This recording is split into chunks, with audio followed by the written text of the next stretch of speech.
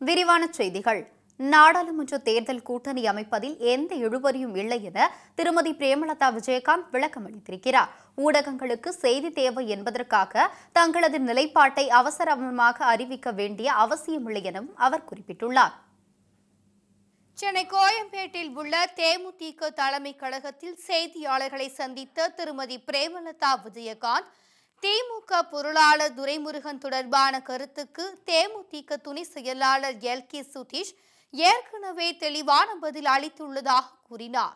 மரியாதை நிமித்தமாக வீட்டிற்கு வருபவர்களை கவனிப்பதுதான் நமது கலாச்சாரம் என குறிப்பிட்ட அவர், துரைமுருகனின் வீட்டிற்குள் சென்றபோது இல்லாத ஊடகங்கள் வீட்டிற்கு வெளியே வந்தபோது மட்டும் எப்படி வந்தன என சரமாரியாக கேள்வி எழுப்பினார்.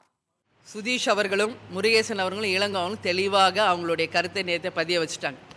ஆனாலும் சீனியர் பொலிட்டிஷியன் மிஸ்டர் துரைமுருகன் வயதில் மூத்தவர், ஒரு மரியாதை நிமித்தமாக ஒருத்தர் வீட்டுக்கு போனால் தமிழ்நாடுடைய கலாச்சாரம் என்ன? எதிரியாக இருந்தாலும் வீட்டுக்கு வந்தால் அவங்கள உபசரிக்கணும் அப்படின்றத கலாச்சாரத்தை தான் நம்மெல்லாம் பழகியிருக்கோம். வந்தாரை வாழ வைக்கும் தமிழகம்ன்றது தான் நம்ம தமிழ்நாட்டுக்கு பேர். ஒரு எதிரியே வீட்டுக்கு வந்தாலும் அவங்களை கனிவோடு கவனித்து அனுப்புறது தான் தமிழர் பண்பாடு. சரி, ஏதோ ஒரு காரணத்துக்காக அவங்க வந்தாங்கன்னே வைங்க, நீங்கள் சீனியர் பொலிட்டிஷியன் தானே, வயசில் மூத்தவர் தானே, அவங்க உள்ளே போகிறப்ப எந்த ப்ரெஸ்ஸும் வெளியே இல்லையா? அவங்க வெளியே வரும்போது மட்டும் ஒட்டுமொத்த ப்ரெஸ் எப்படி வர்றாங்க? எப்படி வர்றாங்க? அப்போ அங்கே என்ன நடக்குது? உங்களை ஒரு பெரிய மனிதர் என்று நம்பிதானே உங்கள் வீட்டுக்குள்ளே அவங்க வந்தாங்க. அவங்களுக்கு காமிக்கிற நம்பிக்கை இதுதானா? இதுதான் முதல் கேள்வி நான் அவங்களுக்கு கேட்குறேன். இந்த விவகாரத்தில் கம்யூனிகேஷன் கேப் அதிகமாக உள்ளதாக தெரிவித்த திருமதி பிரேமலதா விஜயகாந்த், தேமுதிகவை பழிவாங்க ஆரம்ப காலம் முதலே திமுக தொடர்ந்து சூழ்ச்சி செய்து வருவதாக குற்றம் சாட்டினார். காரணம், திமுக என்றால் தில்லுமுள்ளு கட்சி என்பது அனைவருக்கும் தெரியும் என்றார். திமுகவினர் அரசியல் சூழ்ச்சியின் மூலம் அநாகரிகமாக நடந்து கொண்டுள்ளதாகவும் அப்போது அவர் விமர்சித்தார். கம்யூனிகேஷன் கேப் இதுதான். இதை பூதாகரமாக்கி இதை அரசியல் ரீதியாக திமுக தேமுதிகவை பழிவாங்கணும் அப்படின்ற நோக்கத்தோட இதை சூழ்ச்சியாக அவங்க கையாண்டிருக்கிறார்கள் என்பது மட்டும் இங்க தெளிவாக ஒன்று தெரிகிறது. ஆரம்ப காலத்திலிருந்தே திமுக அப்படின்றதுக்கான விளக்கத்தை எப்பொழுதுமே நான் தெளிவாக பதிய வைத்துக் கொண்டிருப்பவள். நல்லா மீண்டும் அதை நான் சொல்றேன். திமுக என்றாலே தில்லு முள்ளு கட்சி அப்படிங்கிறத இன்னைக்கு இல்ல நேத்து இல்ல எப்பயுமே நான் உறக்க குரல்ல சொல்லிக்கிட்டு இருக்கேன். இன்னைக்கு ஒரு பெரிய மனிதர் என்று அவங்க வீட்டுக்கு போனா வந்தவங்களை இப்படித்தான் கேவலப்படுத்துவாங்களா? உங்கள் அரசியல் சூழ்ச்சியே உங்க வீட்டுக்கு ஒருத்தரை வரவழைச்சு தான் அங்கதான் உங்க அரசியல் ஆதாயத்தை தேடணுமா? இதை விட ஒரு அநாகரிகமானது எங்கேயாவது நடக்குமா? கலைஞர் உடல்நிலை சரியில்லாமல் இருந்தபோது அவரை பார்த்து நலம் விசாரிப்பதற்காக முதல் ஆளாக கேப்டன் அனுமதி கேட்டபோது ஸ்டாலின் அனுமதி வழங்கவில்லை என்று குற்றம் சாட்டினார். ஆனால் கேப்டனை சந்திக்க ஸ்டாலினுக்கு அனுமதி வழங்கப்பட்டதாகவும் ஸ்டாலினை தங்களால் தடுத்து நிறுத்த இருக்க முடியாதா என்றும் திருமதி பிரேமலதா விஜயகாந்த் கேள்வி எழுப்பினார். நாங்க நினைச்சா அன்னைக்கு ஸ்டாலின் வரதை எங்களால் தடுக்க முடியாதா? சிந்திச்சு பார்க்கணும். இதே கலைஞர் அவர்கள் உடல்நிலை சரியில்லாத போது அவரை போய் சந்திக்க வேண்டும் என்று பெர்மிஷன் கேட்ட முதல் ஆள் கேப்டன் அவர்கள். கடைசி வரைக்கும் கேப்டனுக்கு ஸ்டாலின் அவர்கள் அனுமதி கொடுக்கல கலைஞரை சந்திக்கிறதுக்கு. இது உண்மை. ஆனா நாங்க அதெல்லாம் எதையும் மனசுல வச்சுக்கலையே. கேப்டனை பார்க்கணும்னு ரஜினி சார் போன உடனே அழைப்பு வருது சுதீஷ்க்கு, நான் உடனே பார்க்கணும்னு. நாங்கள் எவ்வளோ பெரிய மனசோட வாங்க பாருங்க, நாங்கள் அனுமதி கொடுத்தோமா இல்லையா? வந்தாங்க. அந்த இப்பயும் நான் சொல்கிறேன், எங்களுக்கு திருமணம் செய்து வைத்தது கலைஞர் அவர்கள். அந்த குடும்பத்து மேலே எங்களுக்கு தனிப்பட்ட முறையில் ஆரம்ப காலத்திலேருந்து நல்ல நட்பு உண்டு, மரியாதை உண்டு. அது தனி. அரசியல் என்று வரும்பொழுது ஒவ்வொரு நிலையிலுமே தேமுதிகவை பழிவாங்கும் நோக்கத்தோடையே திமுக நடந்து கொண்டிருக்கிறது. இது உண்மை. அதை நான் வன்மையாக கண்டிக்கிறேன். திமுக பொருளாளர் துரைமுருகனின் பேச்சு அவர் உளறுவது தெளிவாக தெரிவதாக கூறிய அவர், காரணம் வீட்டிற்கு வந்தவர் யாரென்றே தெரியாது என்கிறார். பிறகு குறிப்பிட்ட நபர்கள் வந்தார்கள் என்கிறார். இதிலிருந்தே அவர் உளறுவது தெளிவாக தெரிவதாக திருமதி பிரேமலதா விஜயகாந்த் கூறினார். இந்த விவகாரத்தில் திமுகவினர் கீழ்த்தனமான அரசியல் செய்வதாகவும் அப்போது அவர் கடுமையாக விமர்சித்தார். நேற்று துரைமுருகன் அவர்கள் பேசினது முற்றிலும் உளறலாக தான் நான் பார்க்குறேன். இதான் உண்மை. அவர் சொல்றாரு, என்ன சொல்றாரு? முதல்ல அவங்க 2 பேர் யாருன்னே எனக்கு தெரியாதுங்கிறாரு. அப்புறம் என்ன சொல்றாரு? வந்தாங்க. அப்போ யாருமே தெரியாத ஆள துரைமுருகன் வீட்டுக்குள்ள விட்டுருவார? சொல்லுங்க. இந்த கேள்விக்கு எனக்கு பதில் தெரியணும். அவங்க 2 பேர் யாருன்னு எனக்கு தெரியாது, வந்தாங்க, பேசினேன், கூட்டணி பேசுனாங்க. அப்போ யாருன்னா தெரியாத ஆள் வந்தால் துரைமுருகன் வீட்டில் விட்டுருவாங்களா? இன்னைக்கு அவர் ஒரு சட்டமன்ற உறுப்பினர் இருந்திருக்காரு, மந்திரியாக இருந்திருக்காரு. எனக்கு அவர் இது வரைக்கும் நான் பார்த்ததில்லை. எங்கள் மாவட்டத்தை சேர்ந்தவர் தான். அதே காட்பாடியில் தான் நான் ஆக்சிலியம் காலேஜில் என்னோட டிகிரி நான் முடிச்சிருக்கேன். நாங்கள் பிறந்ததும் அதே வேலூர் மாவட்டம் தான்.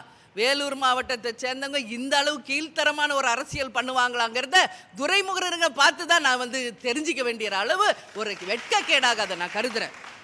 ஏன்னா யாருன்னு தெரியாத ஒருத்தர் நீ எப்படி முதல்ல வீட்டுக்குள்ளே விடுறீங்க? முதல் நாள் என்ன சொல்கிறாரு? சட்டமன்ற உறுப்பினர் முருகேசன் தெரியுங்கிறார். அடுத்த நாள் என்ன சொல்கிறார்? அவங்க யாருன்னே தெரியாதுங்கிறார். தெரியாத ஆளை எப்படி உள்ளே விடுறீங்க? உள்ளே கூப்பிட்டுட்டு வெளியே மொத்த பிரச்சனையும் வரவழைச்சிட்டு உன்னோட தேர்தல் ஆதாயத்துக்காக நீங்கள் இதை யூஸ் பண்ணீங்கன்னா ஒட்டுமொத்த தமிழ்நாடு இதை வாட்ச் பண்ணிக்கிட்டு இருக்கு. ஒட்டுமொத்த தமிழக மக்கள் இதை பார்த்துக்கிட்டு இருக்காங்க. திமுக என்றாலே தில்லுமுள்ளு கட்சின்றதே முதல்ல இருந்து நாங்கள் சொல்கிறோம். புரட்சி தலைவர் எம்ஜிஆர் அன்னைக்கே பதிய வச்சுட்டு போயிருக்காரு. திமுகனாலே திருட்டு கட்சின்றதை புரட்சி தலைவர் எம்ஜிஆர் சொல்லிட்டு போயிருக்காரு. கணக்கு வழக்குகளை கேட்ட காரணத்தால் எம்ஜிஆரை கலைஞர் அப்போது கட்சியிலிருந்து வெளியேற்றியதை திருமதி பிரேமலதா விஜயகாந்த் சுட்டிக்காட்டினார். தொடர்ந்து செய்தியாளர்களின் கேள்விக்கு பதிலளித்த அவர், தேமுதிகவை யாரும் மிரட்டி பணிய வைக்க முடியாது என்றும் ராணுவ கட்டுப்பாடுடன் செயல்படும் ஒரே கட்சி தேமுதிக தான் என்றும் பெருமிதம் தெரிவித்தார். கணக்கு கேட்டாருன்றதுனால கட்சியை விட்டு தூக்கி எறிஞ்சாங்கல்ல அன்னைக்கு புரட்சி தலைவர் எம்ஜிஆர். அவர் என்ன பதிய வச்சுட்டு போனாரு? திமுகனா அதுதான் இன்னைக்கும் மக்கள் மனசுல ஸ்ட்ராங்கா இருக்கு. யாரும் அதை மறந்துடல. தேமுதிகவை யாரும் கைட் பண்ணி சொல்லி மிரட்டி பணிய வைக்கிற கட்சி கிடையாது. புரியுதா? யாரோ சொல்லி பதில் சொல்ல வேண்டிய அவசியம் இன்னைக்கு தேமுதிக கிடையாது. புரியுதா? இது கட்சி, இது தலைமைக்கு கட்டுப்பட்ட ஒரு ராணுவ கட்டுப்பாடான கட்சி. தலைவர் அனுமதியோட தலைவர் சொன்னால் மட்டும்தான் பிரஸ் ரிலீஸ் வரும். தமிழகத்தில் தனித்து போட்டு என்று பகிரங்கமாக அறிவித்தவர் கேப்டன் என்றும் கொள்கையிலிருந்து இம்மி அளவும் விலகாமல் தேமுதிக செயல்பட்டு வருவதாகவும் எந்த நேரத்திலும் கொள்கையில் உறுதியாக உள்ளதாகவும் திருமதி பிரேமலதா விஜயகாந்த் கூறினார். நாடாளுமன்ற தேர்தலின் போது கூட்டணி அமைத்து வெற்றி பெற்றால் மட்டுமே தமிழகத்திற்கான நலத்திட்டங்களை பெற முடியும் என்றும் அப்போது அவர் கூறினார். தேமுதிகவின் கொள்கை என்ன என்பது 2005 தெளிவாக கொடுக்கப்பட்டது. அந்த கொள்கையிலிருந்து இன்றைக்கு வரைக்கும் ஒரு துளி கூட இடம் மாறாம நாங்க அந்த தெளிவாக அந்த கொள்கையில இருக்கிறோம். யாருமே பிரதமர் யார் ஆட்சி அமைக்கிறாங்களோ அந்த அலையன்ஸ்ல ஒரு அணி இருந்து ஜெயிக்கும் போதுதான் தமிழ்நாட்டுக்கு வேண்டிய அனைத்து நலத்தையும் நாம கேட்டு பெற முடியும். தனித்து போட்டியிட என்னைக்குமே தேமுதிக பயந்தது இல்லையே.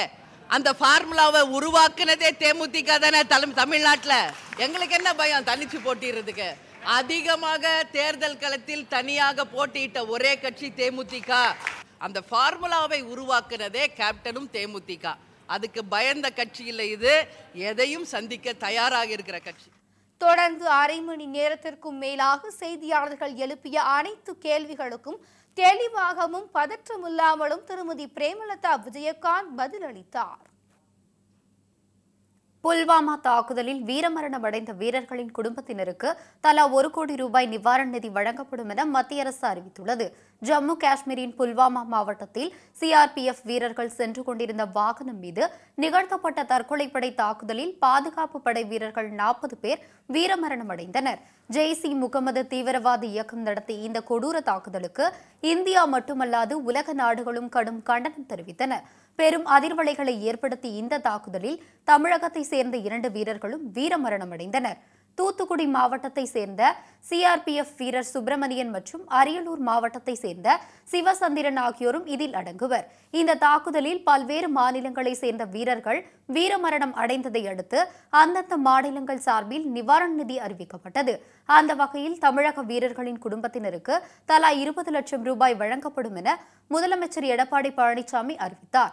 இந்நிலையில் புல்வாமா தாக்குதலில் உயிரிழந்த வீரர்களின் குடும்பத்தினருக்கு தலா 1 கோடி ரூபாய் வழங்கப்படும் என மத்திய அரசு அறிவித்துள்ளது.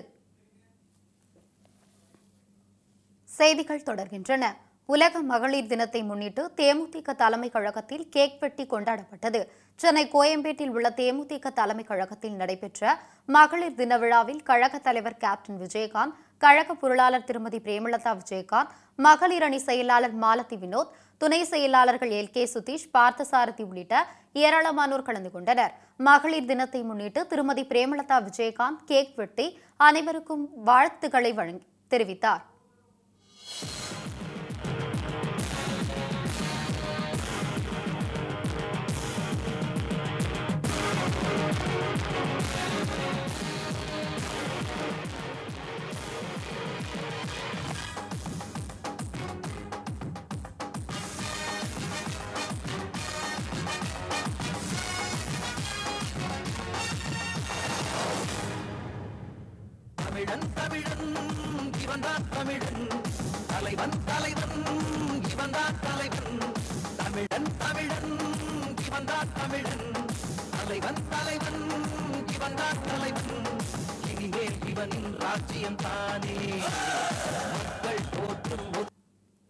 இதையடுத்து நிகழ்ச்சியில் பேசிய திருமதி பிரேமலதா விஜயகாந்த், தமிழகத்தில் தேமுதிக மகளிர் அணி சிறந்து விளங்குவதற்கு காரணமான கேப்டனுக்கு நன்றி தெரிவிப்பதாக கூறினார். திருச்சியில் நடந்த மாபெரும் பெண்கள் மாநாட்டை போன்று மீண்டும் ஒரு மிகப்பெரிய மாநாட்டை நடத்த கேப்டன் முன்வர வேண்டும் என்றும் கேட்டுக் கொண்டார். தேசிய முற்போக்கு திராவிட கழகத்தின் மகளிர் அணி சார்பாக நமது தலைவர் அவர்கள் நமக்காக ஒரு அணி அமைச்சு அதற்கு ஒரு யூனிஃபார்மும் கொடுத்து தமிழ்நாட்டில் இது போல ஒரு கட்சி இல்லை அப்படின்ற சொல்ற அளவு தேசிய முற்போக்கு திராவிட கழகத்தினுடைய மகளிர் அணி இன்னைக்கு எல்லா கட்சிக்கும் ஒரு சிறந்த எடுத்துக்காட்டாக விளங்குகிறது என்றால் அந்த வகையில் மகளிர் அணி சார்பாக நமது தலைவர் அவர்களுக்கு நம்ம இந்த நேரத்தில் நமது நன்றிகளை இந்த நேரத்தில் தெரிவிச்சுக்குவோம். அரசியலிலும் சரிசமமாக பங்களித்து பெண்களுக்குரிய எல்லா கௌரவத்தையும் கொடுத்து நிச்சயமாக என்றைக்கும் நமக்கு உறுதுணையாக நமது தலைவர் அவர்களும் நமது கழகமும் இருக்கும் அப்படிங்கிறத உறுதியாக இந்த நேரத்தில் நான் சொல்கிறேன். எப்படி திருச்சியில் ஒரு மாபெரும் ஒரு மாநாடு நடத்தி திருச்சியை மஞ்சள் கோட்டையாக அன்னைக்கு நம்ம பெண்கள் மாநாட்டில் நிரூபித்தோம். மகளிர் அணி தினத்தில் ஒட்டுமொத்த மகளிர் சார்பாக தலைவரிடத்தில் மீண்டும் அந்த வேண்டுதலை இப்போ வைக்கிறோம். மீண்டும் அதுபோல ஒரு மாநாடு திருச்சி மாநாடை விட மிகப்பெரிய ஒரு வெற்றி மாநாடாக அமையக்கூடிய அந்த அளவு ஒரு சிறந்த ஒரு மாநாடை மகளிருக்காக தலைவர் அவர்கள் ஒரு நல்ல டேட் கொடுத்து தரணும் அப்படின்னு சொல்லி இந்த நேரத்தில் நான் உங்கள் சார்பாக தலைவர்கிட்ட வேண்டுதல் வைக்கிறேன். அதே போல் இப்போ வரப்போகின்ற நாடாளுமன்ற தேர்தலினுடைய தலைவருடைய வியூகம் என்ன, கூட்டணி என்ன, யாருடன் கூட்டணி என்பதை எல்லாம் தலைவர் அவர்கள் தலைமை கழகத்தின் சார்பாக அதிகாரப்பூர்வமாக இன்னும் ஓரிரு நாளில் நிச்சயமாக வெளியே வரும். ஒவ்வொரு பெண்ணும் சக்தியின் அவதாரம் என குறிப்பிட்ட திருமதி பிரேமலதா விஜயகாந்த் அனைத்து துறைகளிலும் பெண்கள் சிறந்து விளங்க வேண்டும் என்று கேட்டுக்கொண்டார். கேப்டன் தலைமையிலான தேமுதிக தமிழகத்தின் முதன்மையான கழகமாக மாறும் காலம் வெகு தொலைவில் இல்லை என்றார்.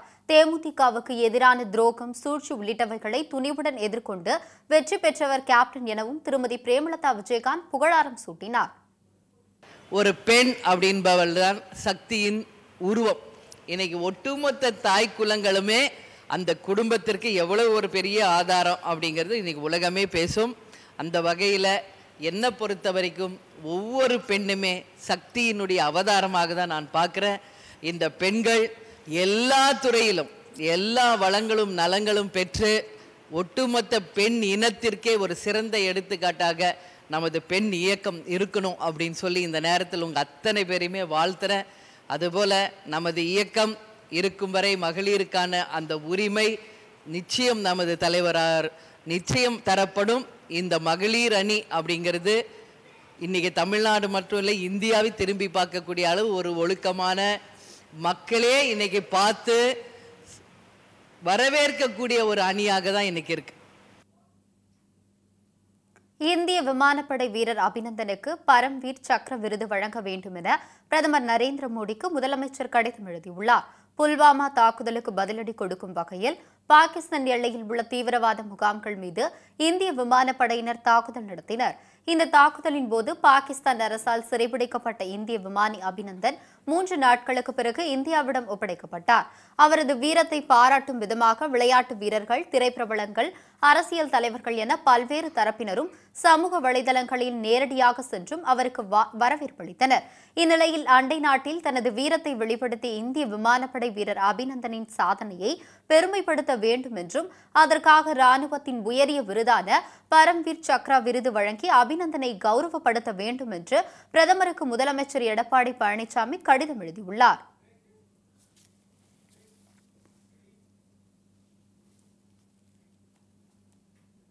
செய்திகள் தொடர்கின்றன.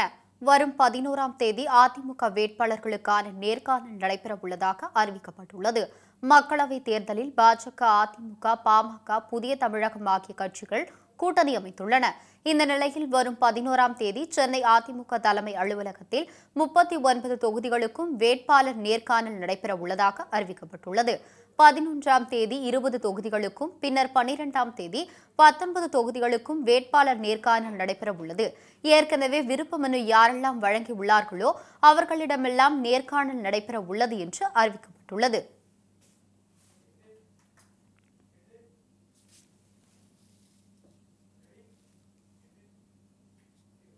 இத்துடன் இந்த செய்தி தொகுப்பு நிறைவடைந்தது. உண்மை செய்திகளை உள்ளது உள்ளபடி உடனுக்குடன் தெரிந்து கொள்ள தொடர்ந்து இணைந்திருங்கள் நமது கேப்டன் நியூஸ் தொலைக்காட்சியுடன். வணக்கம்.